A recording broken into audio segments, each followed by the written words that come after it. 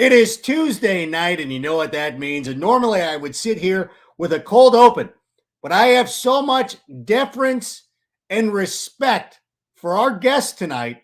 I'm taking away my cold open so we can have more time with him. And apparently this has angered him. And we'll get to that in a minute because you know what, Sammy? Let's start the show. Turn up your volume. Because you're about to listen to The Sick Podcast with Adam Ray.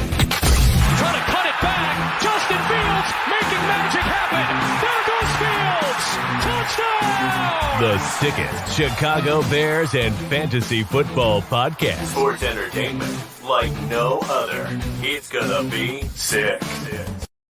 Welcome to Tuesday night. It is time for Take It to the Rank. And yes, our guest tonight is one of the godfathers of the Tape Never Lies network. One of my good friends, somebody who over the last couple of years I have grown to love as a brother. And without further ado, let's welcome Draft Dr. Phil back to the show once again. And by the way, listen. Guess who's back? Guess who's back? Back again. And I will be honest with you. I was sitting here. We were talking with Sammy before the show, and I said, "Listen, I'm going to cut out the cold open." And everybody got upset because I wanted to spend more time with you, and apparently that was the wrong answer. Because I could sit here. I have a lot of people that I'm upset with. Yes. I'm going to start with Mina Kimes, who I Oh love. my God. Oh my Why God. is she getting into this? Why is she now being like, I wish they surrounded Justin Fields with, I'm like, why are you listen, your team just traded Russell Wilson. You don't need to worry about what we're doing. I love you. I think you're a great television personality. I watch your shows despite Dan Orlovsky. No, I'm kidding. I love Dan too. But it's like, I love Mina. Like I'm a fan. But why are you contributing to the echo chamber that is the Bears fandom? I don't know. I'm put off. I'm upset, Phil. I could say I'm not a big fan of Mina Kimes. I'll just Stop keep it that. 100. I don't. Come on. I know there's like a political line with Mina Kime. Look at that. It rhymes. It is. You know what? Listen. She's a heat machine. She's John Cena like, where you love her, you hate. No, you know what? But that's what. Listen, you stand on one camp. There's not anybody who's ever said the words Mina Kimes. Yeah, I don't know. No, you have a definitive feeling, yes or no. I'm yes. You're apparently no. I'm no. I'm no. But that's fine. But you don't have to like. That's you don't with have to me like too, right? That's me and you. Listen, People you don't have to like. Or anybody in the middle of you and I. Maybe you. Maybe no, you. No. People definitely not me. People have definite feelings about me, mostly horrible, and that's fine. So. I don't care. I honestly, it doesn't bother me. But what bothers me is I think that, we understand, like, Bears fans are like, there's a reason why it's been a long, frustrating grind since 1985. People are upset. Right. I just don't know why the national media cherry picks. I don't know whose Twitter accounts they're following, but they cherry pick a couple and be like, oh, the Bears must not be doing anything, because it feels like anybody who, spent some time watching this stuff is like, the Bears, they're taking the long haul. They're not Ryan pacing it right now. They're not in the Ryan Pace car trying to lap the field with Christian Kirk like signings. That's it. He would have outbid Jacksonville for Christian Kirk if he was still around. And that would have been dumb. And I think that you hit the nail on the head. And I'll just explain my Mina Kimes thing like this. It's like that neighbor that decides that you like a certain expensive cheese, but I'm fine with 100%. Certain cheese. You don't have to go all fancy on. I think Mina wants to be the smartest person in the room. And that kind of goes to your point here with Christian Kirk. It's like analysis that goes along with headline names, household names. And that's really the opposite of what I do and what we do. For every Khalil Mack, which is, I believe he's a top 5 football player in the NFL. There's also an Equanimous St. Brown who has yet to define himself and has a personal issue with Aaron Rodgers privately that affects his. I mean, Aaron Rodgers has disowned his parents, for God's sake. God forbid a 6'5", 4'4" guy that has a lot of talent doesn't like you. I'm not going to throw the ball his way. You think that might have something to do? So we don't know Equanimous St. Brown. It sounds like a math equation. Equanimous, the Equanimous equation. But St. Brown. I'm watching his tape. I'm excited about 6'5", 4'8", and that kind of athlete. But he's not the headline for the marquee boys or the blog boys, as I call them. No, and it's true. And I was going to sit here and pop off about, I remember him when he was just Equanimous Brown. He played, it's funny because him and his brother went to Servite and Mater Dei, which means nothing to anybody outside of Southern California. But it's I know Mater Dei. Mater Dei. Everybody knows we know Mater that Dei. On the East Coast. Okay. Mater Dei, nationally ranked football program out here with Long Beach Poly, Corona Centennial. Servite is Mater Dei's rival, and the two brothers went to the rival schools. It's hilarious. And they both were very good, and they both went to USC. And then one was drafted into a situation with a quarterback who never trusts anybody outside of his guys. And you want to look at anybody who wants to dismiss Equanimous St. Brown. I swear to God, if you would have watched the first couple of years of Devontae Adams, you would have thought that he was a bust as well. Aaron Rodgers did not want to throw him the football. And then eventually it takes some time. And I don't know what it is. Like, there has to be something that you have to do to ingratiate yourself with him, that he finally trusts you. And I honestly want to get James Jones on the show, because we talked about this. When James Jones went to the Packers, Greg Jennings was there, Jordy Nelson was there. James never got the football. And if you know anything about James Jones, and he scored, I think, 90% of his touchdowns against the Bears, pretty good receiver. Yeah, pretty good. And he loves Aaron. And I'm like, bro, like, Aaron didn't do you a lot of favors early on. And so I think that players like Equanimous St. Brown can come in and provide a role. What did he have? Like 600? Or no, Byron Pringle was the guy who had 605. Like, they're fine. Like, we're just building a team right now. You can't. If you go out and overpay for Christian Kirk, you become the same redundant Chicago Bears from the past. You remember way back, you and I remember, a lot of these young bucks won't. They went out and got Michael Timpson and let go of Jeff Graham.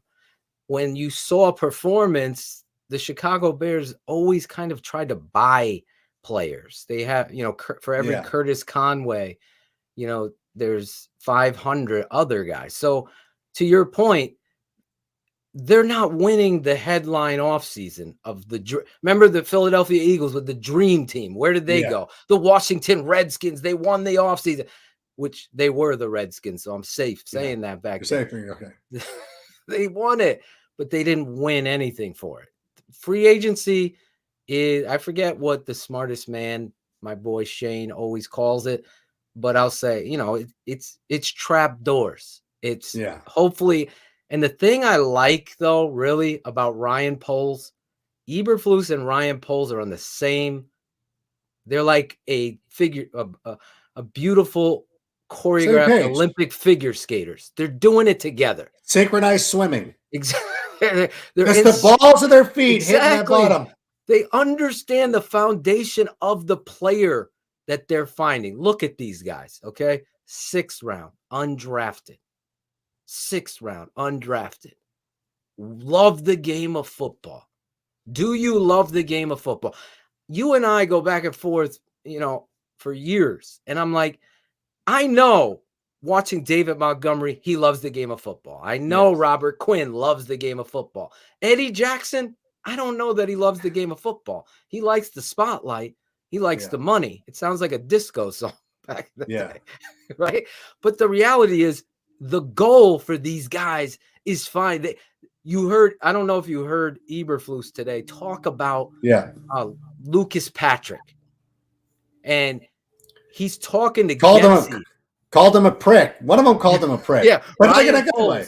Ryan Poles called him a prick in a good way. Like you and I.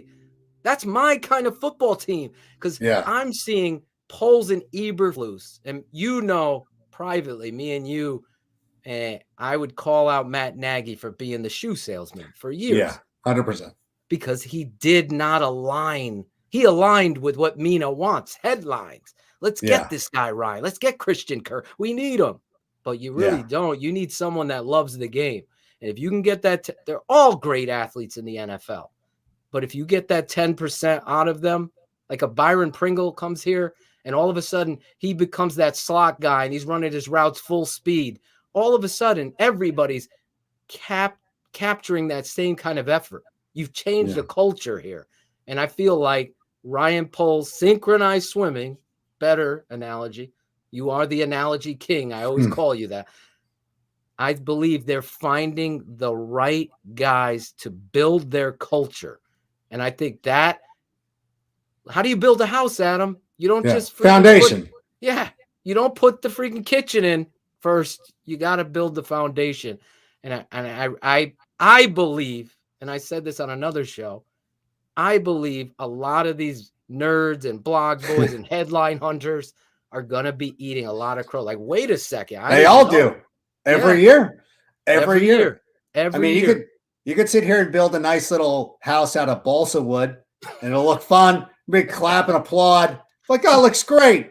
And then, the first time the wind blows through town, that thing's lifted up in the air and shot over 3 towns over. Then you're like, oh yeah, what did we do? I think what Ryan Poles has done, and I think that he's been so candid, which has been so refreshing, where he's talking about being in the back of a car with Ogunjobi, being like, sorry, bro, we can't sign you. Like, what do you want from us? And I think that, and by the way, I'm not closing the door on that either. That was key. I think they could both. Honestly, I think he's eventually going to be with us. Bro, it'll be fine. Shane and Berlissimo quoted that quote and said, not today. It says something like that. I think we talked about this. Not today. Not today. We can't do it today. Yeah, I believe that would be. Listen, I'm a huge Obi-Wan Kenobi fan, the Jedi at the 3 Tech. I'm a big fan of this young man. I remember when he's coming out of Charlotte, UNC Charlotte. I was so excited about that kid's, but he didn't fit the Bears. He was a perfect 3 technique. Yeah. Now the Bears have switched back, and he becomes that. So if he comes in the back door, there's another piece of the foundation, Adam, that they're building, not the headlines. Right. The headlines have never won a championship. The headlines are failed physical, which is not Ryan Poles' fault. Yeah. Like, he's not a doctor. What do you want from him? Like, you're not allowed to evaluate these players beforehand. This is why everything's all speculative. Like, we've agreed to terms. You got to come in and you got to, like if when you're walking up, like if there's a kid, like there's any kid that can walk into a liquor store and grab a 12-pack of Coors Light, which is fine. You can take it up to the counter. But if you do not have the proper ID, you're not going to be able to purchase that. Similarly, these players can agree we're walking to the counter, but if this guy cannot pass a physical, this is not. And by the way, I'm glad the Bears are actually being proactive and be like, bro, we can't sign you to this contract if you're not ready to go. I'm sorry. That's the way it goes. You're buying a house right now. Maybe I shouldn't have said that. But in any event, like, you agree to buy a house, but then you have your inspector come in. Your inspector's like, this foundation's cracked. You can't live here. This house is gonna fold upon itself, and then whatever it is. So I think I hate that there was a negativity attached to it, because to your point, here's a GM being so openly transparent by not making the same mistakes of brothers in the past GMs, Jerry Angelo and company, just wanting to save face. Let's just push through the physical. And you know what happens, Adam? Ryan Poles is the one that has to deal with his injury in OTAs or rookie minicamp. Well, why'd you sign him? Now the media and fans want to bury him he's not, just like you said, he's not a doctor. All you could do is agree to terms, check in, get the home inspector in, which is the doctor, you know what? We're very concerned about this. However, if you get surgery on this and it's very simple procedure and we feel as though the healing is going in the right direction, we're going to revisit and honor the deal that we made for you. That's how much we believe in you. But we're not going to say that to the media out there. Right. We're just going to say it to you professionally. And for your GM to say that this was a tough day for all of us, that's including himself. And I respect that, because I have never seen in my existence in rooting for this team such honesty when it comes to wanting your team to be successful and not just being this corporate business. Oh, well, on to the next guy. Let's overpay for that guy now. Yeah. No, they didn't do that. And the move they did make, the guy they brought in from the Chargers, was very good. And you're like, Justin Jones. Justin Jones.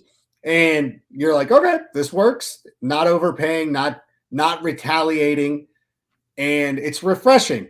And again, you talk about it last year. Like, if you think about what we're getting harangued for right now, it's a failed physical. The Bills matched the offer on Ryan Bates, one of the most beloved Chicago athletes since Ryan Sandberg. And which is fine. Like, this it happens. We had Cynthia Freeland on the podcast on Thursday. She was talking like the Bills were not going to be able to match it.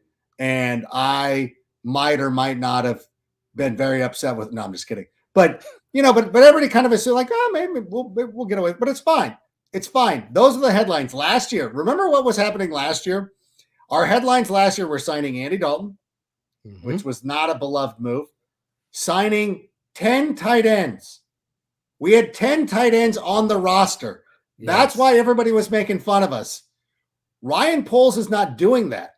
He's not gone out. Like, Ryan Pace would have signed every single receiver. We would be leveraged. We would have traded our second round pick for some jerk. We would have traded our second round pick for Jarvis Landry. Like, a lot of things would be bad right now. So I think that everybody just and again, it feels like we do this, and it feels like no matter who's sitting there with me, we're always like, you guys chill out. Like, it's not as bad as you think it is. Yeah. Again, free agency is just the beginning of an off season. And I've always said this, the draft is where you make your hay. You saw them trade away Khalil Mack. I was completely disheveled over that. You're upset. I completely was upset because I absolutely adore Khalil Mack. I appreciate everything about his game. To move on and get a younger player, a second round pick and a future pick, and that cap fluidity, I'll call it, for next year, to set, you set your foundation this year, and there's no way you can build a culture and say, we're going in it just to go in it and lose. That's the kind of analysis and program building that becomes the Jacksonville Jaguars or the New York Jets for the next 20 years. You cannot do that. And so far, football, the recipe for success is to understand what Eberflus is preaching. It might not work for all of those players. That's the ones you clear out. The ones that buy in they're going to reap the benefits, because we've seen it here before. And, I've had my father's a coach, my uncle's a coach. You have to buy into what the program is, and it's going to be completely different. And it might be, what was that defense? The no-name defense. Remember that? Oh, yeah. That's what it might be for, you got Roquan out there. You got Jalen Johnson. Everyone knows, obviously, Robert Quinn broke a 100-year sack record. Yeah. People want to trade him out of town. It's like the Bears can't fold tents. You keep him. No. Yeah. You know what? And I think it was an extenuating circumstance. I was very vocal along with you. I said, I don't want to trade Khalil Mack. I'm not interested in trading him, because I thought that a lot of teams were going to lowball him. Yep. But when the Chargers are motivated to get a player like him, and we're like, I'll give you a second round pick, we'll pay his salary. You're like, okay, I guess we have to do that. Just because it's a luxury that you can't afford at some point. You know what? You're like, yeah, I guess not. I don't need living in Southern California. I don't need a snowmobile. Like it's something I love. I would love to own this machinery, Yeah, but it's not exactly. practical for me to keep this snowmobile in my garage that I'm not going to be able to use to its fullest extent. Somebody else can make better use of it. I'm going to allow that to happen. So again, I didn't want it to happen. I thought that perhaps he might be a guy who would be moved during the season. The Bears got such a great deal from, and when you look at what people are like, what Amari Cooper was traded for, Jarvis Landry he was just released. Right. The fact that you got a second round pick and the salary paid for, that is a better deal than people are giving Ryan Poles credit for. But we do have some questions, Phil. I'm sorry, I don't mean to cut you off. Not enough to keep me from cutting you off. I'm still going to do it, but I didn't mean to. But Sammy's getting anxious because we get questions. Sammy. So Jeremy's asking, can you guys talk about what makes up the core in 2022 that makes us a winner in 23? You know, I want to go back to the offensive line and talk about Lucas Patrick. Again, when people are saying they have not addressed the offensive line, well, you have to remember they have two young tackles who both of them, and we have not seen them practice yet, but judging from the photos that come out in the social media, we have two young tackles that seem to have received Ryan Poles' message and Matt Eberflus' message, and they're working their asses off to get into shape. Absolutely. And if you have a brand new center and two young tackles, that's 3/5 of your line. Like what? Like Ryan Bates would have been perfect. What more do you want them to do? Like how many guys do you need to sign? Because Collins goes and signs that deal with the Cincinnati Bengals, which is great. They needed tackles. Maybe the Bears have evaluated what they have in Tevin Jenkins and Larry Borum. And I don't know why the internet has decided that they're upset with Larry Borum. I don't understand that at all. No. And I think Jeremy, when you're talking about like, what is the base, the foundation, I think those three guys, and I think Cody Whitehair could eventually be moved or not retained next year. And there might be another guy who slots in at guard. Maybe they draft one. I think that those three pieces are what we're looking at as a revamped offensive line. How do you feel, Phil? I'm with you. I don't go for headlines or clicks. I go for the truth of what the tape is going to tell me. And I always preach that. And Tevin Jenkins to me is such an underrated piece of this puzzle because of what I scouted at Oklahoma State. I saw the left tackle skills, the footwork, the power, the tenacity. We saw it on Monday night, or was it Thursday night? Whenever they played the Vikings and, Fetty comes over to stop what Ryan the Monday night game, to make this is about an attitude. Number one, you have to have a right temperament. They're praising a prick because that's the kind of temperament that they're looking to scout. Larry Borum has the prick.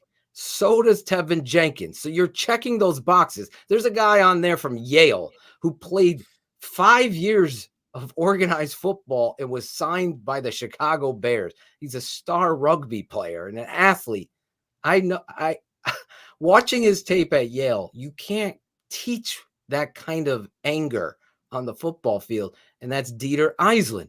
So these guys aren't Mina Kimes' names. She don't know yet, but they bill. Like, who was Mark Bortz?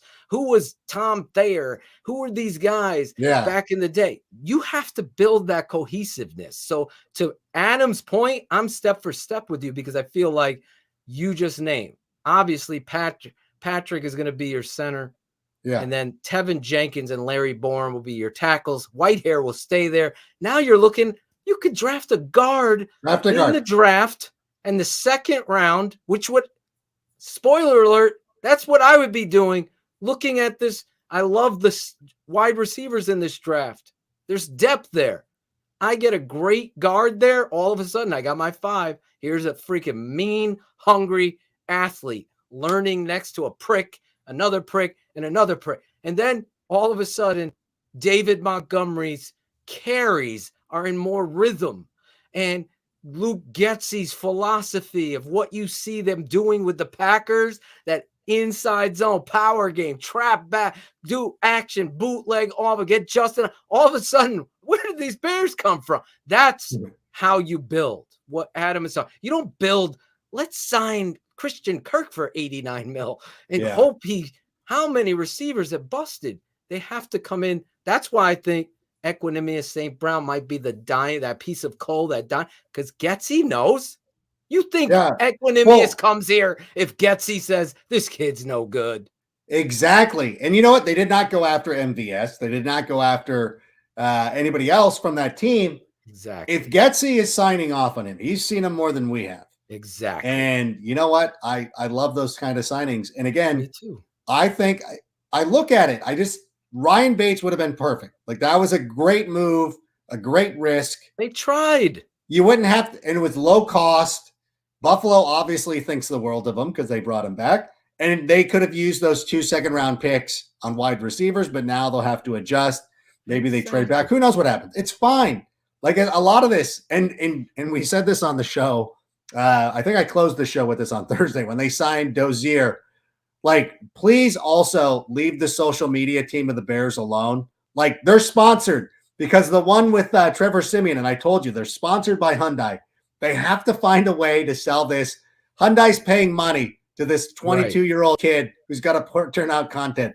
If they turn a phrase, just understand it's a team account. The PR account's been really good too. You need to follow that as well. But leave them alone. But that is, Jeremy, to answer your question. That's not going to happen with us. I know it's not. Shane's going to get after them. Shane is just like, Shane, stop it. This is some kid. Leave him alone.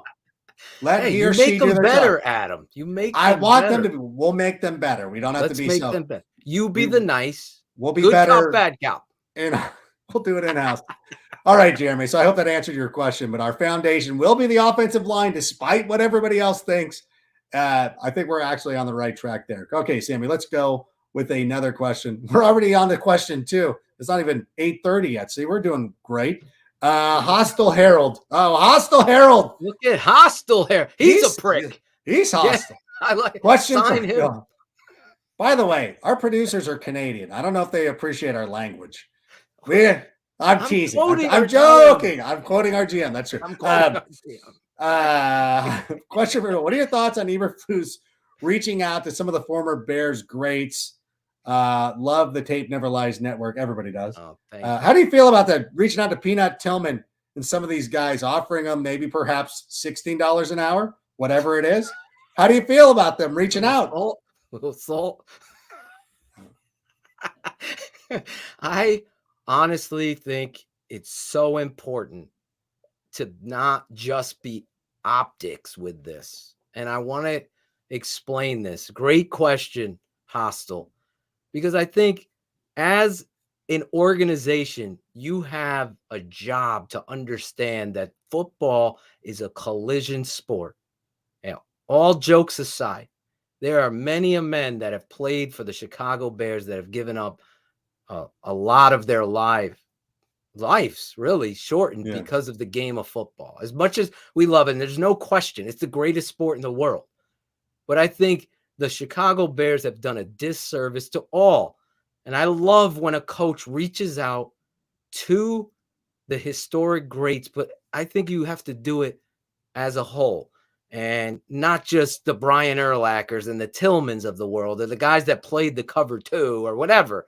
I think you got to go all over and reach out to your alumni and make them a part of a family. And I think that's the most important thing that you can build your franchise around, especially as you're going to move to a new stadium. I just think that just makes the Steelers what they are. It's like I've gotten, and I don't know about you, but I've certainly been embarrassed by the Chicago Bears front office and organization on how they handle things like that, where I've heard stories that former players were treated a certain way. And I'm like, wait a second. I spent a whole Sunday rooting for that man. And I spent a whole season living and dying. My week was affected by their performance. So embrace Curtis Conway, embrace a Jeff Grant, Eric Kramer, these guys that have played this game for you. And that's just some. There's hundreds of them. Just embrace anybody that was a Bear, not just. And I think it's great. I don't want to be skipping over the question if I'm not, but I think it has to be the whole umbrella, Adam. The whole umbrella. Everybody. Like, we're together. If you're talking to culture and team, I would always, to this day, with every team I coach, everybody's hands in together on 3. That is the embodiment of football and hopefully the Chicago Bears. And it's a start. It's a start, but not for political optics. I got you. So you will embrace Jay Cutler, bring him back in. I would embrace Jay Cutler. Absolutely. Yeah, you will. I'll tell you, Cutler doesn't give me the cold shoulder. He might, but that's okay because he's Jay. He's Jay. That's what he's going to do. Jay's got to step up in the pocket. I told Alex Brown too. I said I'll start being nice to Rex. That's my thing. I put his bobblehead up. I put his bobblehead back up. I said it's time to bury the hatchet. I will be nice to Rex. We got to get Rex on a show. I want to listen. I will be the guy who's like, listen, I've been upset with this for years. I apologize. I think Alex will be that bridge for us, and it's fine. But yeah, I love it. I know. I think Johnny Knox is now doing television. I think he's going to be working for some people. I want like players like that that we can go out and just bring everybody back. And I remember the first time I ever got a chance to speak with Tom Thayer. I almost literally cried. Like it was just so refreshing. And there was, and it was Joniak. Like, oh my God. Like it was just so nice. I'm like, I can't imagine. And honestly, it was more for my dad than for me, but it's like, this is still very special. And I think that the Bears are one of these historic franchises and it needs to be better. I will tell you this. I also root for the Los Angeles Angels. You want to know a team that does not embrace this pass and is the worst at it. Like if you think the Bears are bad, I want you to, I'll tell you stories about the Angels. Like I think I'm going to be the guy who ends up bringing the Angels back together. At least the Bears seem to be on the right track. And I appreciate Eberflus for that. Although the Angels do have Joe Madden. So hopefully that part of it's getting better, but I think it's an important thing to embrace the alumni too. And I want everybody, listen. And when your favorite player gets traded and you're bummed out about their jersey, like embrace that jersey. Like, as a matter of fact, go to NFL Shop right now and see if a Tariq Cohen jersey's on sale or a Khalil Mack or whatever it is. That guy's always going to be a Bear as far as I'm concerned. So let's embrace everybody, bring back the alumni. I love that Eberflus is doing that. I love that Ryan Poles seems committed to it as well. So I think that's nothing but a great thing, and it's a sign of a great organization. Yes. Sammy, what is the next question? Hairless Yoda, what's up? Is there any decent linemen left in free agency? I know that Will Hernandez just signed. I always liked him coming out of college. Yeah. Billy Price, I think, is okay. I honestly believe that they just want to wait and see right now who they're going to be able to get in the draft. Yeah, I mean, I saw somebody talking about Eric Flowers, former first-round pick for the Giants. He busted out there, we'll say, in playing left tackle, but they moved him inside, and he's played pretty well there. And inside, I've seen his name bantered about. But to your point, a lot of these guys are going to have to fit that, and I won't say it for the Canadians. They have to fit a certain personality that they want. Like my guy from Cleveland, J.C. Tretter. You signed Patrick. Tretter's a center. Does it make sense now to sign? So to me, no. You always need two centers. It's the most important. When you're coaching, your backup center has to be available. You don't want to go to your guard to now learn and play center. Right. All of a sudden you become crippling your offense and what you could do. So a backup center, but I believe Patrick is your future. Lucas Patrick is your future there. So a JC Tretter, can you get him to play right guard? Because I know there's a history there. Tretter out of Cornell, I think could do it. But again, I like some of the guys on the roster that are unknowns too. They become Lachavius Pig Simmons. And like I said, Dieter Eisland, the Tyrone Wheatley Jr. You remember Tyrone Wheatley? Yeah. That's a name. That's a guy that I've been waiting to see. And again, I think it goes back, by the way, we did see that the Canada rules comment that kind of slid in there. Saw it. Listen, and they've qualified for the World Cup. Congratulations to them. So Sammy's out. He's been celebrating since Sunday. Here's my thing, though, is a lot of the guys that were picked with the offensive genius who was running things before, we really don't know if there are any hidden gems. And you know what? We have a general manager who has been evaluating this offensive line. He did not like the starters. He did not like James Daniels, which, again, this is why I'm okay if Bears Twitter is upset, because I like James Daniels. And there was times that he would have his moments.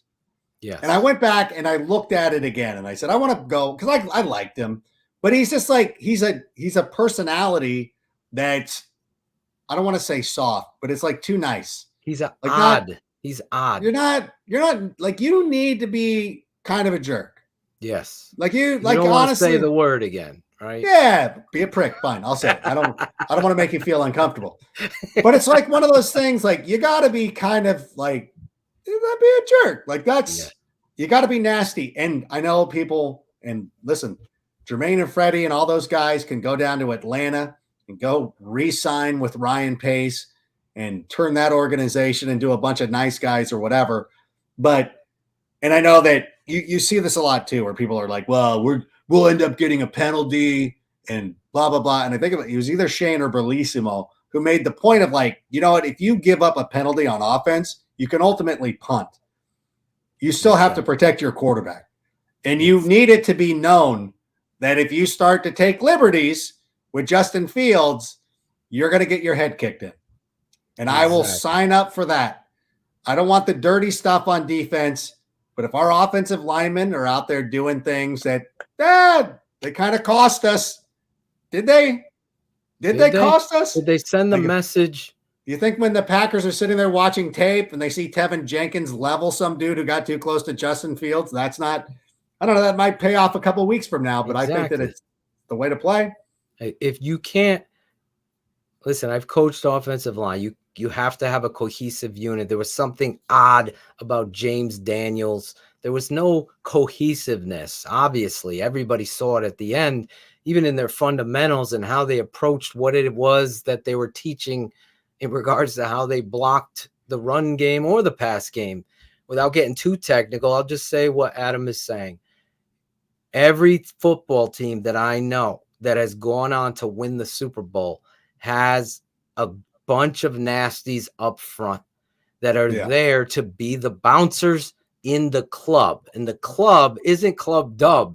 It's the quarterback staying on his feet and the run and them enjoying running the football. Because when you start beating up on your opponent, let's just be honest, it's fun. And we've long missed those days of Thomas Jones hitting it for 7 and then Thomas Jones for 4 and a first down. Oh, they're running counter again. And the guy in the throw the ball, counter goes for 30. Thomas Jones again. And all of a sudden you're inside the red zone and touchdown off action. You have to have the big uglies up front that are cohesive, that are a bunch of pricks. They're going to play to the echo of the whistle and set the tone for the game. I've not seen that in Chicago since I saw Olin Kreutz, Reuben Brown, Roberto Garza, Funky Fred Miller, and James Big Cat Williams, John Tate. These guys played to the whistle, and you won games. Granted, you didn't get over the top. You were close. We all know, have our theories of why, but the reality was this is how you build a foundation of your future in finding those guys that are fitting. And to your point, Ryan Poles, former offensive tackle, offensive guard at BC, and Ian Cunningham, offensive tackle, this assistant GM and offensive tackle at Virginia. These guys are friends. They know what is successful. They know the penicillin that the Chicago Bears need to cure this softness. That's what it is. It has always been. Sam Mustipher, to me, needs to get stronger. And he was just too weak at the point of attack. Me and Olin Kreutz, I love him. We argued and debated on my show. And listen, as Shane said, I can give you names, but I can show you the tape. And to me, it doesn't lie. Sam could go out there just like everybody, work his ass. I see him working too. So he can go in there and prove himself and make the coaches say, we got to get the best 5. Now we got 7 guys that could start. That's a good problem to have. It's not a bad one. They might not be names, but you start making them names. And listen, I love this draft with interior offensive linemen. I'm just going to be honest. Absolutely. This is a great edge draft, wide receiver, offensive lineman there, and even some great corners in this draft. So you're going to really improve the foundation and see the personality of the GM come with the coach, because the coach is saying all the right things. I can't express that enough. All of it's like he really paid attention to what was happening. I don't know whether he was or not, but he was clearly paying attention. And when he starts talking about loafs, and I know there's people who get upset when he does the M&M, the loafs, and all that stuff. It's like, you know what, Lovey loved that too, and it worked out pretty well. Don't be a hypocrite. Love Lovey, but not. You have to sit back.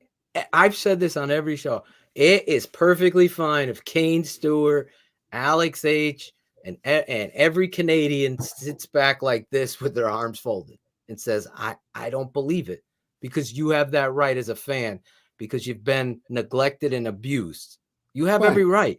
But don't sit there and mock a man trying to build his culture of what his expectation is when the best player on the Colts is saying, I'm going to miss that guy because he held everybody accountable. He made me a better player. And oh, by the way, Muhammad comes over here, the defensive end, and is just blown away. And he's telling you, I'm playing for that man. Yeah. Because I know what it makes me a better person. This is a guy that had a lot of off the field troubles at University of Miami. And he's resurrected his career and his life under Eberflus. This is a coach. Yep. I'm excited about that. And you know what? And it's not a Josh McDaniels type hire or a name that you knew and a guy you've seen on the sideline for generations. And you're like, oh, I know who that person is, because there's familiarity and you get comfortable and everybody just kicks around these names of like who should be a head coach. But sometimes it's hires like this. Yeah. The Eberflus. Like there's a lot of people. I know that Bill Belichick was a high profile defensive coordinator for Bill Parcells playing in New York. But there was still a lot like that's not like Belichick. He's not that kind of personality that you would watch when he was the assistant for those Giants teams or even the New England teams and all that stuff. That you were like, well, this guy's got to be a coach. He eventually, it worked out. And I'm not saying that I'm not crowning Eberflus as the next Belichick. I'm just saying that sometimes these are the hires that work out. And the ones and I loved Matt Nagy when he was hired, but he checked all the boxes of like playing for Andy Reid. Super cool, bald like me. Loved him. Didn't work out.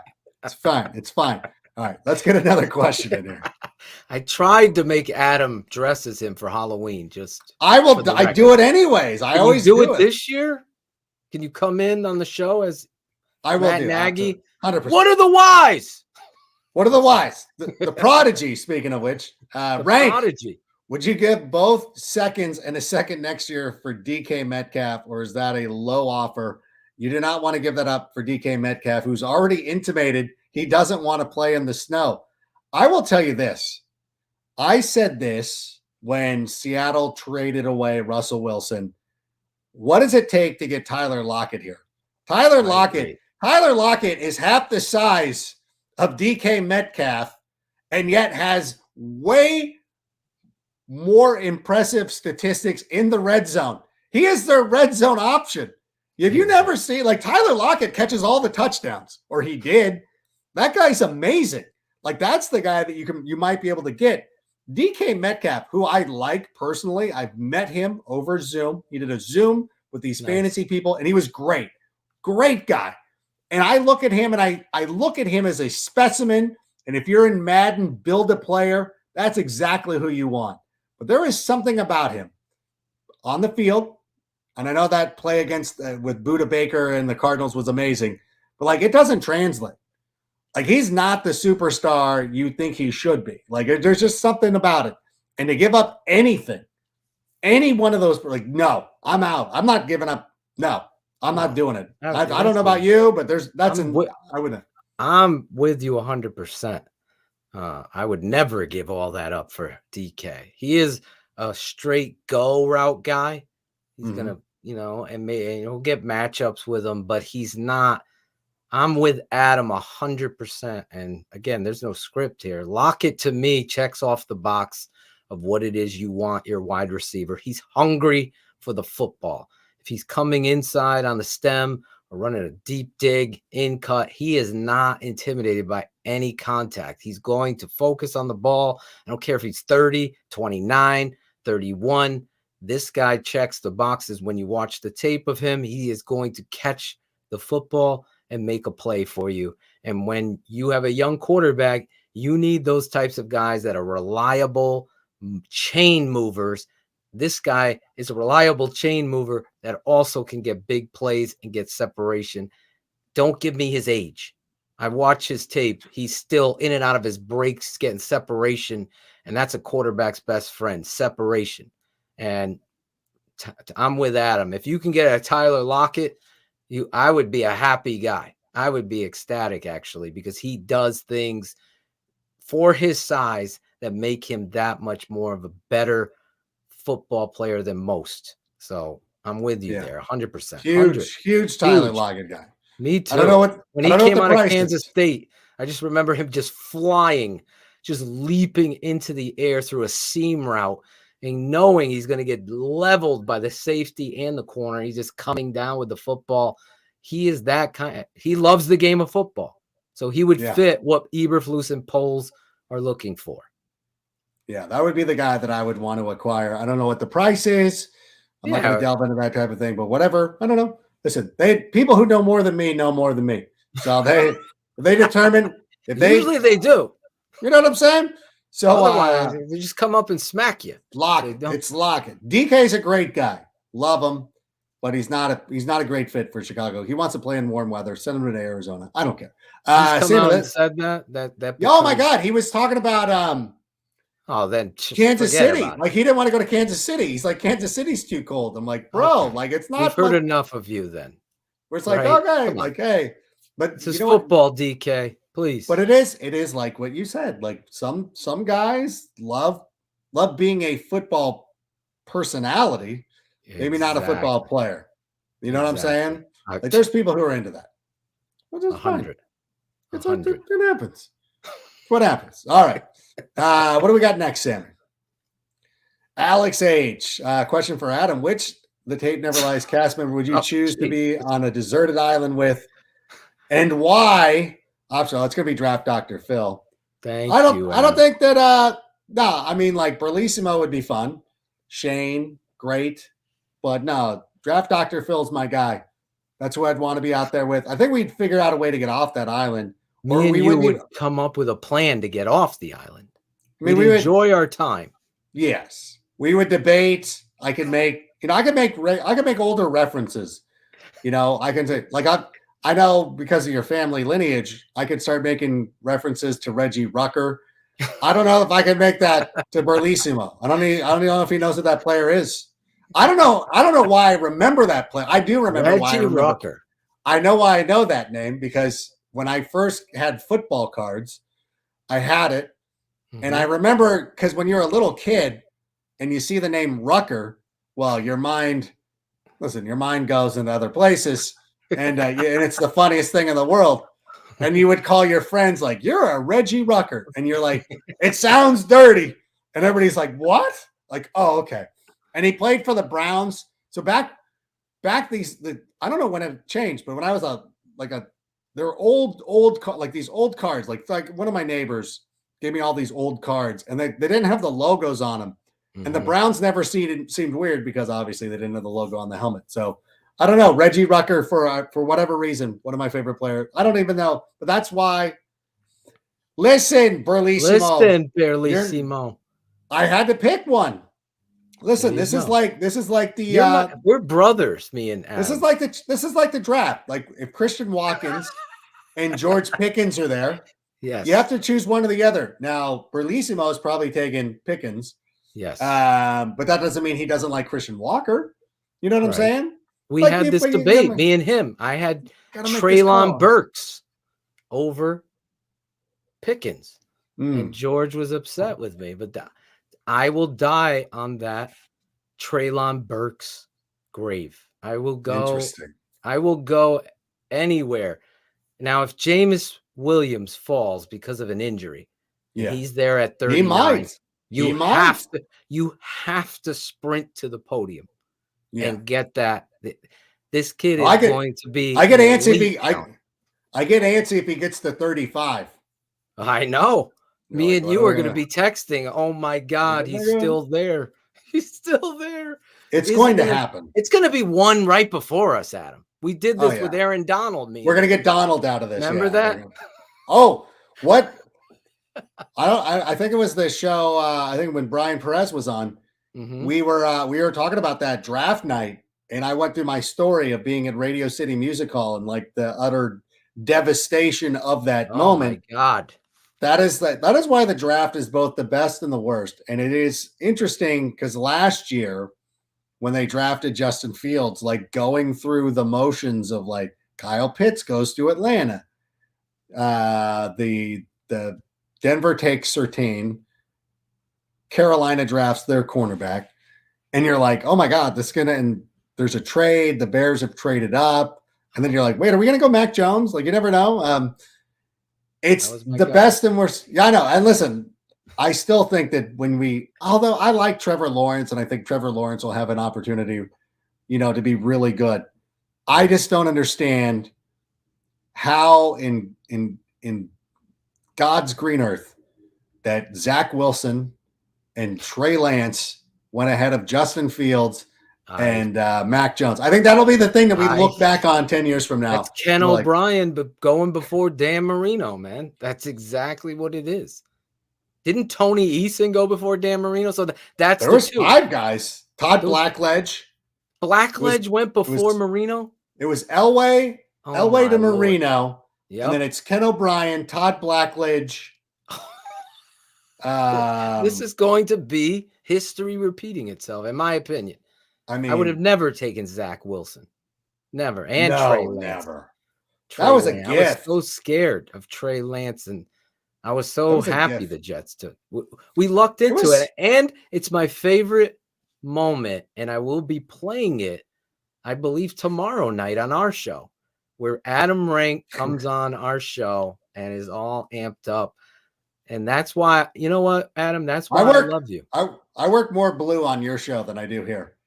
I think I was cussing a lot that night. You cuss. I don't want to offend any Canadian and play it on this show because we can't play that. No, is that Adam? Your whole family would be like even Ric Flair would have been like, calm it down a little bit. Woo! Bring it back, dial it back a little bit. I'm still very excited about it. But that's one of the greatest things about the draft is going that way. I also remember too, the kids won't remember this. Donovan McNabb, Chicago person. Oh my God. The Cleveland Browns had the first pick in the draft, and they were obviously drafting a quarterback. And it wasn't the fact that Tim Couch was also like an awful selection. But the fact of like they were deciding between Tim Couch and Akili Smith. They weren't even considering Donovan McNabb. And you're like, you're not considering McNabb. Like, what has happened? McNabb, and this is back when Syracuse was kind of an all right school as well. It was insane. You're taking the guy from Kentucky, and this is Kentucky before Kentucky. Kentucky's been fine recently, but like, oh my God. So I think that we're going to look back at Zach Wilson and Trey Lance and be like, what were you guys thinking? We know what happened to San Francisco. Yes. Everybody knows what happened to San Francisco. What was supposed to happen in San Francisco? Who was supposed to be playing in San Francisco? They got caught holding the bag. We got to draft a quarterback. Oh, it's just a Trey Lance. Like, why wouldn't you just default to Justin Fields? I'm glad you did it. You're so awesome. Kyle Shanahan, you're awesome. I'm glad you wear trucker hats too, but thank God you did what you did. I think we probably have more questions. I'm sorry. I'm sorry to people. Dr. Phil, answer honestly. If you had to pick a quarterback Yeah, if you had to pick, which quarterback would you have taken in last year's draft? I've always truthful. I would have taken Mac Jones, and it makes people upset, but that's where my analysis was what I saw on the tape. Mac Jones would have been my pick for the Chicago Bears because I love the accuracy, the anticipation throws, the toughness, the things that I get so fired up when I listen to some of these national broadcasts on my way to work in the morning. Keyshawn Johnson and Jay Williams will just throw them out there, just burying Mac Jones because he's in a program and they're just saying, well, any quarterback that goes there, well, that's football, number one. But at the end of the day, you still have to go through your progression. You still have to make the throw. You have to anticipate these things. And we can't just skip over the fact that Tom Brady left and now Mac Jones has the pressure of replacing the greatest of all time. That's not an easy position for any person that's played in the NFL, let alone a rookie. So we could say whatever we want. Mac Jones is going to write his story, but to answer the question truthfully, if I was the GM, I would have selected Mac Jones over. I had him ranked over Justin Fields. Yeah, and you've been very open about that. It also doesn't mean you don't like. It doesn't mean you don't like Justin Fields. Yeah, I always use this analogy. I'm like, growing up, you could like Pearl Jam and Nirvana, but you favored one over the other. This is why you're the analogy king. It's perfect. You don't hate. It doesn't just because I like Pearl Jam better doesn't mean I hate Nirvana. I just prefer Pearl Jam. For me, it would be Run DMC and the Beastie Boys. I was just Run going to DMC say. or the Beastie I was going to say Boys. Snoop or Dre, but okay, I knew you were going to. That's that West Coast, man. All right, fair enough. Run DMC. You love the Beastie Boys, right? I'm a Beastie. So do I. 100%. But if I had to choose, Run DMC, like it defined who I was as a young 6th grade kid. Fair enough. Like it's like that came out, or here we go.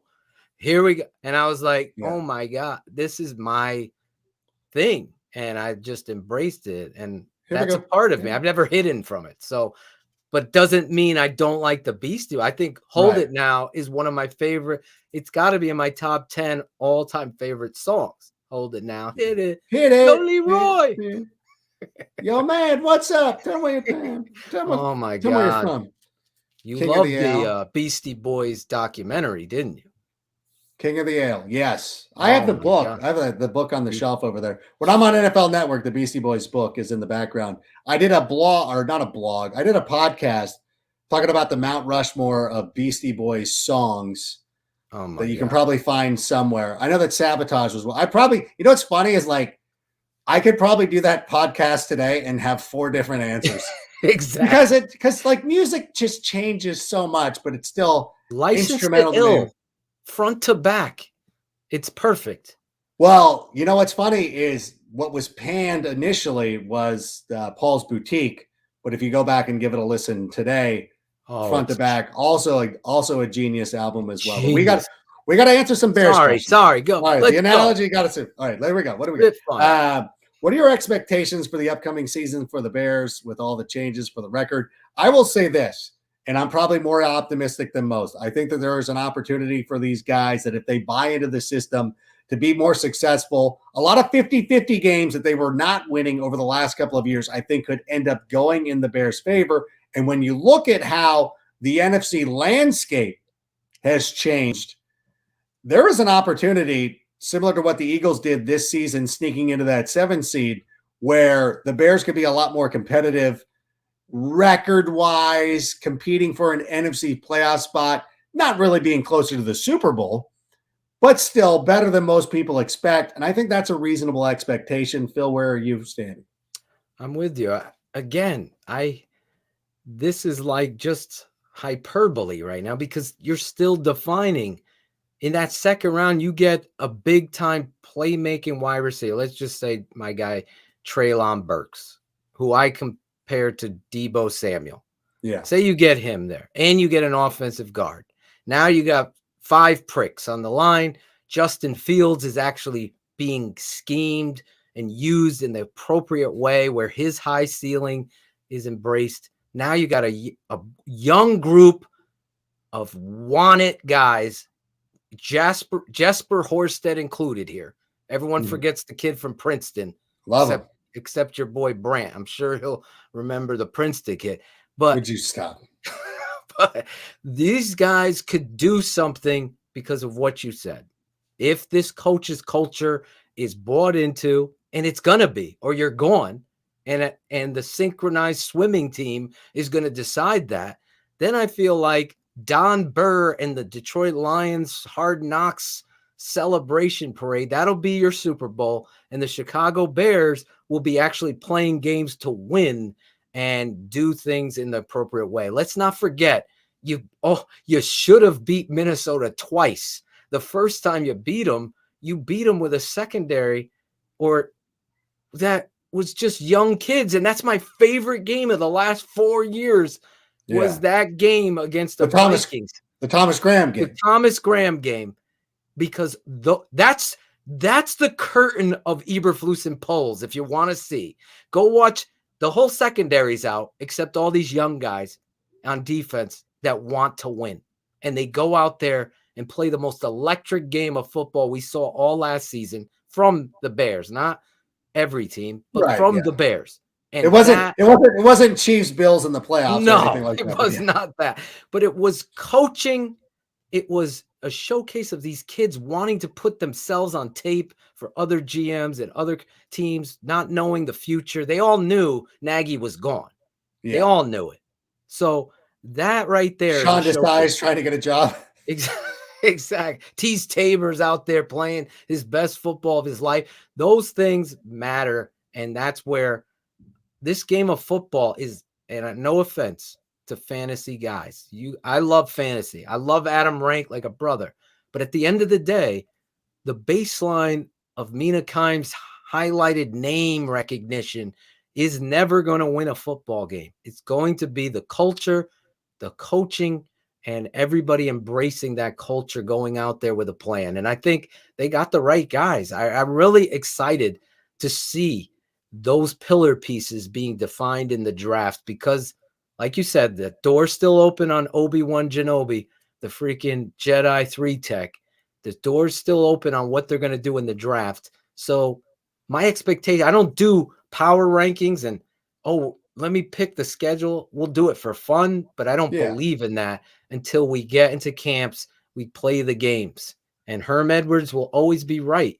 You got to have that culture. You play to win the game. If you don't, then you have the wrong people there. Just like you said about DK. Once you said to me, he said he doesn't want to play in cold. He doesn't want to play football. Yeah. He just wants what football can give you. And I don't want that. He wants to be on TV, and it's fine. And, there's people like that. I mean, you can go to a comedy club and see people doing an open mic, and there's people who just want to eventually I just want to be famous. I want to do this. And there's people who are not putting in the work because they just think it's an easy ride. And a lot of people, you know what?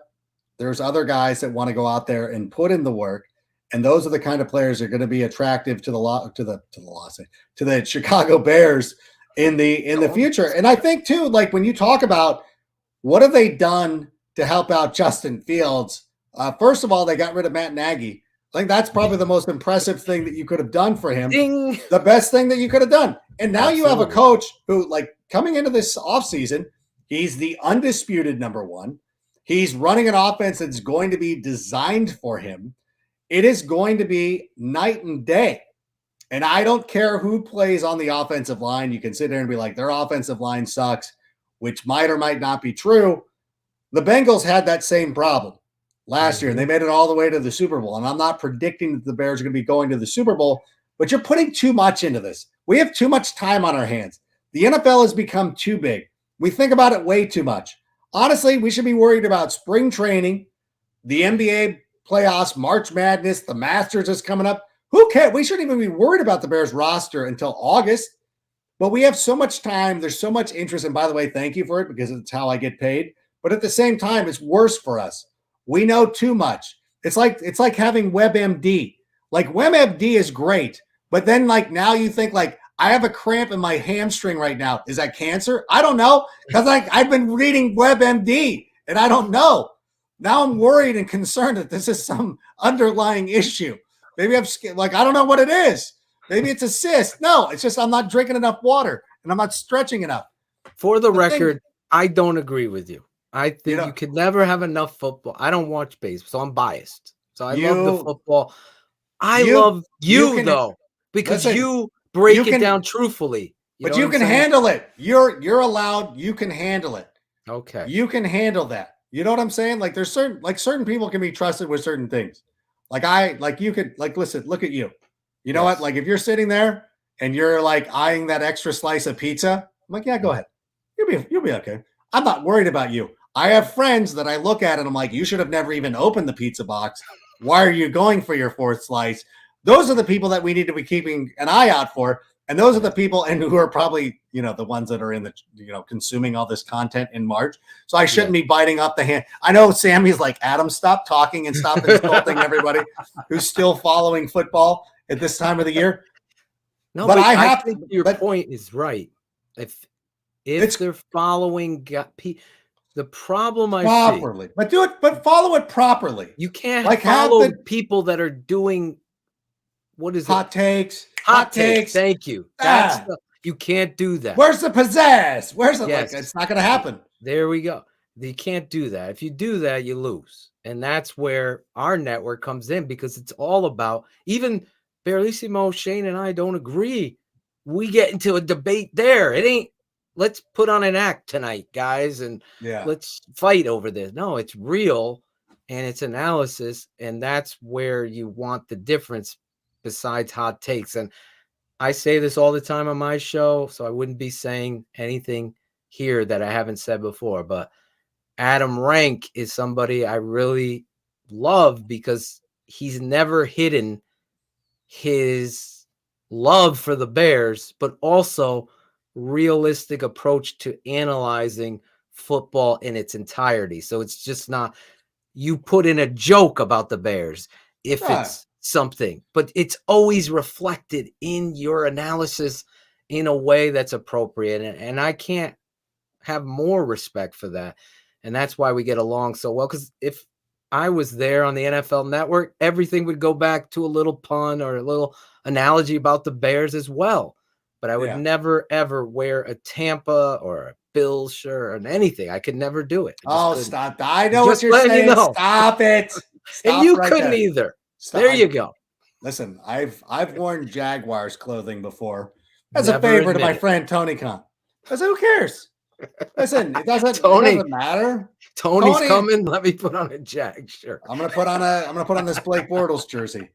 I will say this though. The other night, I was on Total Access, and we're trying to rebuild the Packers. I'm like, why? Who cares? They're fine. But doing it honestly. I was sitting there, and I'm like, here's what the Packers should do. And everybody's gonna tune out now. Like, who cares? But I'm like, the Packers have 2 first-round picks. Trade back. Take an offensive tackle like Will or Smith. What's his name? The guy from Tulsa. Smith, the tackle. Lucas Smith, somebody like that. The Tulsa tackle. I'm like, take him. Trade back, because you're going to draft a rookie that Aaron Rodgers is not going to throw to anyways. And Bears fans will be upset, but I'm like, you should take George Pickens because that's like a perfect player for them. But it's like, this is the analysis. It is what it is. And it's not like the Packers are going to listen to me, but you got to be truthful. Tyler Smith. That's Tyler Smith. Yeah. So I'm sitting there and I'm like doing this. And I'm like, this, as a Bears fan, this is a realistic take. Like Alan Lazard's going to be your number one. And God bless Hawk, who I love. He's like, well, you should trade Jordan Love for Tyler Lockett. And I'm like, and I'm the clown. I'm considered the clown on this show. And I told him, and we're on the air, and I'm like, you really think you're going to trade Jordan Love to stop this? Exactly. Stop this segment. And he's like, no, I know it's more than that. And he's having a good time. But I'm like, but again, it's still, but I'm coming from listen, I'm a Bears fan. I don't want to give you this kind of help, but this is what you should do. And I'm glad you're honest with it. I should have just clowned him and been like, nope, draft another quarterback, take Pickett. Another running back. Draft another running back. Do whatever you got to do. But I was trying to help the Packers out, even though they don't need me. But in any event, Phil, I know there's other, and I apologize. I think we covered everything. And I know we're going to get to, as we move closer, because we're still talking like in generality. So I hopefully we answered all of your questions. But Phil, I want to thank you. It is always a special occasion when we're able to be together. I do want to say that the Tape Never Lies Network, I will be on with you. One of the nights of the draft, I will be there. I think we signed the second night. The second night, that Friday, right? Can you do it? So I signed on, unless I'm in Las Vegas, but even then I'll have a phone on me, so I'll be able to do something. We'll be on again. I'll be on with you guys again because you guys have been gracious enough to join our show. Berlissimo's been on, Shane's been on. So we got to have the home and home. I got to make good with it at some point. But what do you guys have going on tomorrow? Oh, by the way, thank you for that, Funk Bringer. There you go, Funk Bringer. That would be a great card back in the day when you were a kid. Funk Bringer. Yeah, Funk Bringer. Rucker and Funk Bringer. Oh my gosh. How about Blazing Game? We got a fullback, Adam. Blazing Game. We haven't had a fullback in a while. That's it is. Chris Jackel's favorite fullback. Blazing Game.